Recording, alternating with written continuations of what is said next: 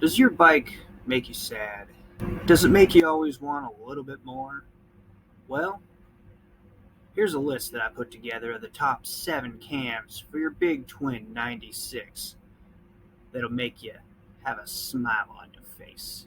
But first, let's look a little bit into what we're looking at before we put the cam in. Oh, what a bad sight we got here. So, factory form, we have 69 horsepower, max torque at 83. This is without anything else done to the motor. So, I'm hoping that you guys all got your best tuner of choice that will work and got yourself a good 2-in-1 exhaust. 2-in-1 is going to give you the best numbers, and in most, if not all, of the dyno charts that I'm going to show in this video, they're all using 2-in-1. And don't forget your choice of high flowing intake. So let's get done crying about this and let's get a cam in our bikes. The first cam on our list is going to be the Woods TW222. Now you're going to see with the dyno chart on why this is one of our power cams. Man, this cam just makes some numbers. Coming in at 105 max torque, it makes over 100 foot-pounds of torque before 3,000 RPMs and all the way after 4,500 RPMs. It comes in at 94.5 max horsepower, right around 6,000 RPMs where it starts to die off. This cam just swings. It is a huge cam. This cam is one of the best options that you can get if you're only looking at staying with a 96, but it will make great power if you go to a 103. This cam produces great results and maximum numbers in the usable range. One problem with this cam is it is going to be a little bit noisy. The Woods cams are known for a little bit noisy on the valve train, but they do produce some of the best numbers and biggest results out there. Number 2 on our list is the Fueling Reaper 543. So let's get a dive in on dyno charts.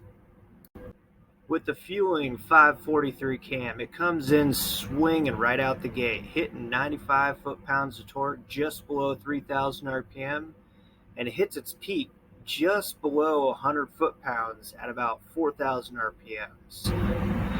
Horsepower gets a steady climb at 94 horsepower at 6,000 RPMs, so it should be good all the way through the rev range. Benefits of this cam is you're going to have quieter valve train noise as compared to the Woods cams. It still makes good power and it is available early in the RPM. So it should just be a roll-in type of cam. It's not going to be as high horsepower as some of the others, but it will give you the power early on and still have benefits to upgrading to a 103 later on. Number 3 on our list, we have the S&S 551 cam. The name says it all. It's S&S. It's only the best of quality. But let's get into the dyno graph and decide for ourselves. With the S&S 551 cam, you're getting 85 horsepower, drops off around 5,500 RPM, so just about all the way through your rev range. And you're getting 102 foot-pounds of torque and over 100 at 3,000 RPMs and drops under 100 around 4,000 RPMs. This cam's going to do great in passing. Just roll it on with the throttle and away you go. Benefits of this cam is it does great with stock configuration. Just make sure that you add a good 2-in-1 and a high flow intake with this, and it's going to leave you with a grin on your face. It'll also do great if you bump up to a 103 or increase compression. It's also going to be a good cam if you're going up to a 107. Number 4 on our list is, well, one of the best ones we got. It's the Woods TW555. This is the cam of choice when looking at upgrading later down the road. Let's get into the dyno graph. The Woods TW555 cam, well, it's one of my favorite. You just look at this graph and you can tell it is good. So it's going to hit over 100 foot-pounds of torque at about 3,000 RPMs, not going to drop down below until you hit about 4,500 RPM. It's a max power 96.2 horsepower, and it just climbs the whole way up. Now, the thing about this cam is this cam really starts to shine when you drop it into a 107. So you get a 107 with a 10 1/4 out with this cam, and you're looking at some really good numbers. Doesn't do so well when it comes to the 110, but drop this in with a 107, don't even need to do any head work. Actually, if you do head work, you're probably not going to get very much bang for your buck. This is when the type of cam you drop in. If your next step is a 107, and that's it, and you're done. Number 5 on our list, we got the Woods. Yep, once again, a Woods cam, a Woods TW6-6. So this cam is the one for options. And let's get into the dyno graph. Now with the Woods TW6-6, you're making close to about the same numbers as the 555. But one big difference between this cam and the 555 is this cam is going to give you a little more options for upgrades later down the road. It's going to work great with the 107 or a 110. It'll also work great with a little bit of head work. So we have a max power of 92.3 and a max torque of 103.06. This cam does great in all forms.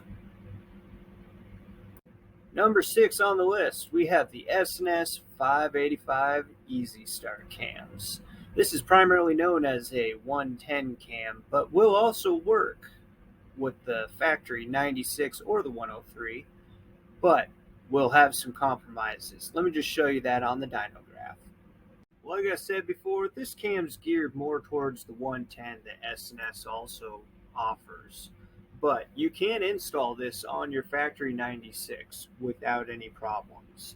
You will not have as much power as some of the other cams are producing, but you'll still get some pretty decent numbers. And I'm going to say numbers. So you have 90 horsepower and you have 96 foot-pounds of torque.